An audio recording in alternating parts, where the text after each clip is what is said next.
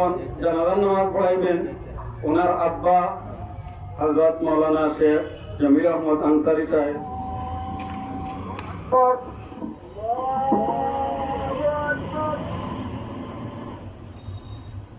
সবাই তো চলে যায় কাছে থেকে অজানায়, সবাই তো চলে যায় কাছে থেকে অজানায়। তোমার চলে যাওয়া এত বিষাদ কেন লাগে?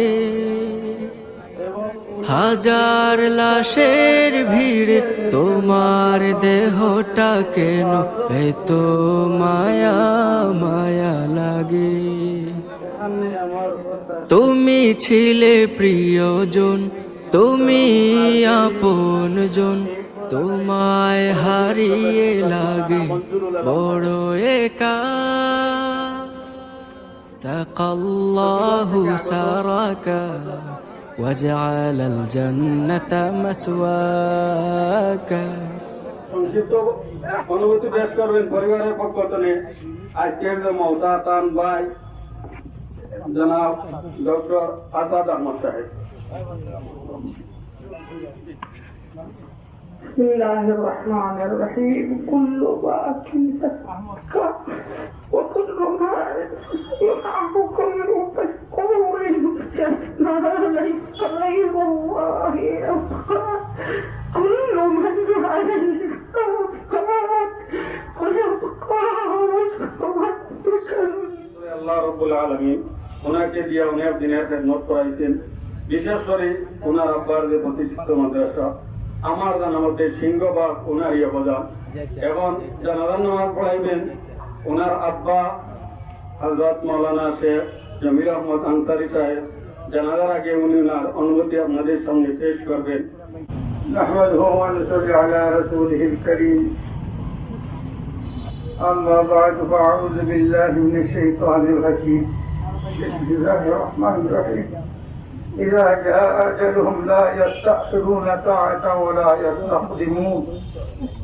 সম্মানিত মুসল্লিয়ান ইকরাম, উলামায়ে ইকরাম, আজকে যে যাকে মসজিদ पर আমার ফরিদা ফেলে দেন, আমার বড় ছেলে 33 বছরের যুবক, 3 বছর বয়সে সে কোরআন শরীফের সবক নিয়েছিল। 60 বছর থেকে প্রতিযোগিতায় বিভিন্ন অংশগ্রহণ করা শুরু করছে।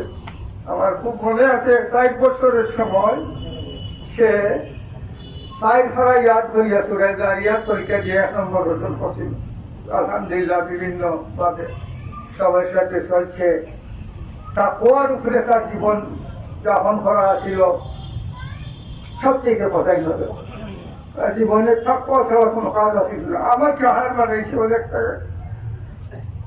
আমলিয়াতে জিন্দেগি পরিবারের মধ্যে কিভাবে চলে, রমজান মাস আসলে আগে থেকে পরিবারের লোকদেরকে বলে দিত আমাদের পরিবারে কি রমজানের আগে আগে 1 লক্ষ বার দুরূদ শরীফ পড়া যায় না? সবাই বললো যায়, এই যে শুরু করো। প্রতিটি রমজান মাস আসলে তার সিদ্ধান্ত হইল পরিবারের লোকেরা এক প্রথম তেইজি করতে হবে।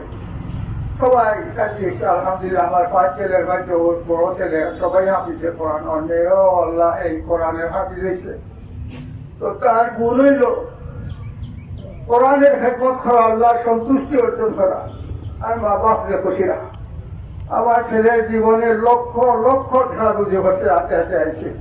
কিন্তু আপনারা আজকে শুনলে আশ্চর্য হবেন যে আমার ছেলের বউ হাত থেকে বললো যে আব্বা জিজ্ঞাসা করো কারণ 500 টাকা মানগা হয়েছে, ওই যে কেশ 500 পয়সা ঢুকায় কিছু টাকা বাড়াইছে, কি করবো? আমার ওয়াইফকে জিজ্ঞাসা করলাম যে দিকা এই টাকা কি নিয়তে সে আসছিল এখানে?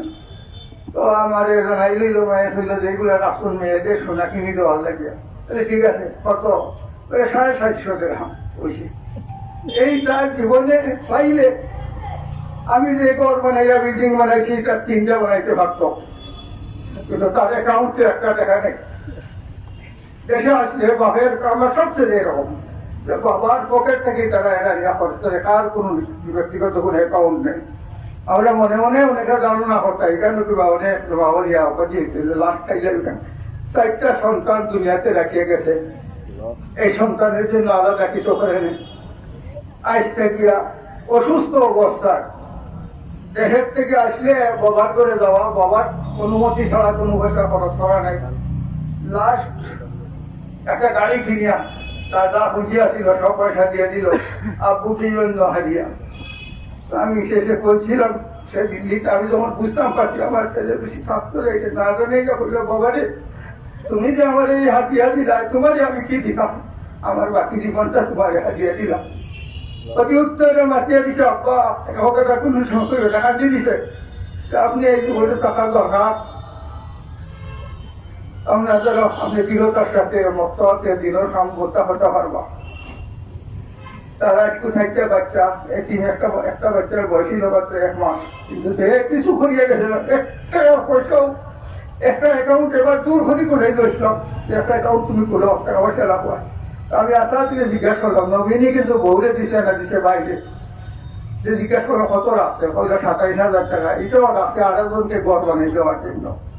আলহামদুলিল্লাহ তার জীবনে 33 বছরে অনেক কিছু হচ্ছে। আর তার ইজ্জতে আমার দুবাইয়ের অনেক ভাই হলে কখন ভোট করে করা যে আমরা বুঝতাম পারছি না যে আমাদের এই সন্তান কি আসিল। প্রেসিডেন্টের মসজিদে তার পুলিশ প্রতিকূলে নিয়ে নামাজ পড়ানি হইত। একদিন এক ঘরের মধ্যে যখন বাঙালি মেসো গিয়ে এখন আরবি দেখতে পাচ্ছিল, তুমি খানো, আর তারা জানে এ তো এইভাবে সাধারণ মানুষের মাঝে বইতে পারে না। অহংকারী কোন জিনিস তার বইতে কোনোদিন দেখা গেছে না। কোন মানুষের সাথে তার যে কিছু আল্লাহ দান করছে প্রকাশ করার, সবের সাথে তোয়াজু বিনয়, বিদেশি অনেক ভাই আসন লেখা খান্দিরা চকুরবানি। তো আমি আপনাদের কাছে দোয়া চাইমু, আমি এখন বড় দায়িত্ব, আমার ছেলে তো আমাদের সব কিছু দিয়া তার দায়িত্ব এখন চলে গেছে, আমার উপরে দায়িত্ব রাখিয়ে গেছে, এদেরকে লালন পালন করার দায়িত্ব আমার ফিরে গেছে। আর তার যখন রানীর যতটুকু আছি আমার ধারণা মানুষের যে সাক্ষী হল আইতেছে ফোনের মাধ্যমে, আল্লাহ তাদের জান্নাতুল ফেরদাউস আলার মধ্যে স্থান দিবা, মানুষের দিলের মধ্যে ভালোবাসা। মুফতি আব্দুল মুত্তাকিব সাহেব ফোন করি আমার চিনা আমার ছেলেরা দরিয়া হইলা লন্ডনের ইতিহাসও এভাবে দোয়া তো লেখ হয়। হ্যাঁ, অনেক বুজুর্গ মরসল, কিন্তু এটা কমিউনিটি ভিত্তিক। আর যখনই খবর গেছে প্রতিটা মসজিদের মধ্যে দোয়াছে, প্রতিটা মসজিদের মধ্যে রেকর্ড করছে। তো আল্লাহ আপনারা আইসুর মহব্বতের সাথে আমি আপনারা শুক্রিয়া আদায় করি। আমার ছেলের জন্য দোয়া করবা যে আল্লাহ তার ভবিষ্যৎ ভালো করত। আমি জানি যে হে দানিয়া খেলতে কষ্ট দিছে না, কিন্তু চাইছে না, বুঝে যদি কষ্ট হয় সেটা মাফ করে দিবা। আর তারই গোড়া যে আমি আর মানিয়া মাদ্রাসার লাগিয়ে দোয়া করবা, যাতে তার পরিকল্পনাটা আল্লাহ পরিপূর্ণ করেন।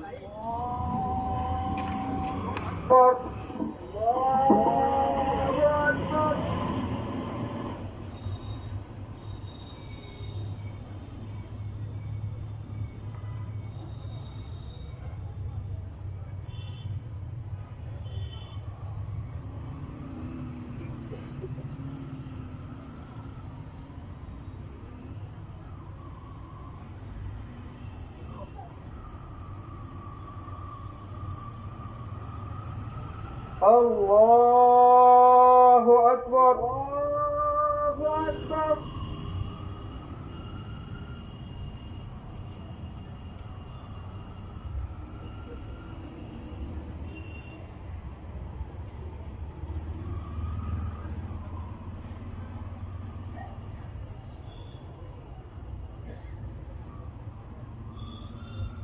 আল্লাহু আকবার, আল্লাহু আকবার।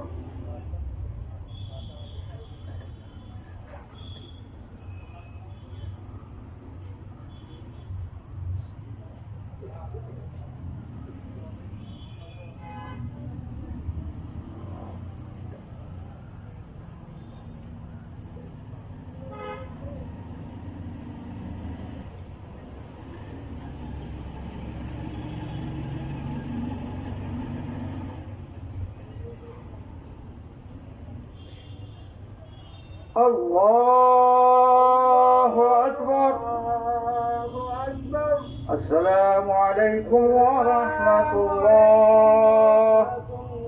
আসসালামু আলাইকুম। عليكم ورحمة الله.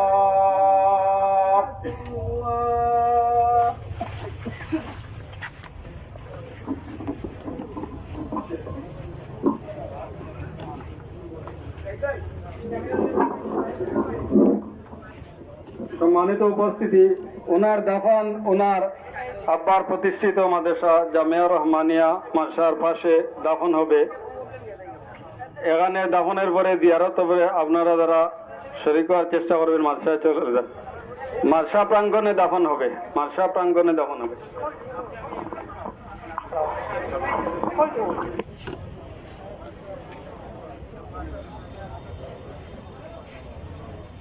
যে শায়েখর জানাজা আপনারা দেখরা তাই নইছেন দুবাইয়ের খুরফাক্কান জামে মসজিদের সম্মানিত ইমাম ও খতিব জামিয়া রহমানিয়া মৌলভীবাজারের ভাইস প্রিন্সিপাল শায়েখ সাঈদ বিন জামিল রহমতুল্লাহি আলাইহি।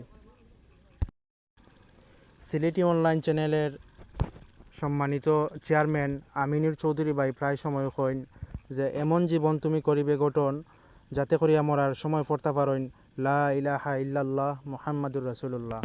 আউকা ভাই বোন অকল আমরা বেশি বেশি করি নেক আমল করি এবং খবরের সামানা জোগাড় করি। আল্লাহ তাআলা আমরারে বেশি বেশি নেক আমল করার তৌফিক দিতা, আমিন। আপনারা খাস করিয়া শায়েখর লাগি দোয়া করবা যাতে করে আল্লাহ তাআলা তানরে জান্নাতুল ফেরদাউস দান করেন। এত সময় লগে আসলাম আমি আহমদ জুনাইদ, বিদায় নিলাম। দেখই আবার কোনো এক সময় অন্য কোনো জায়গায় অন্য কোনো ভিডিওতে।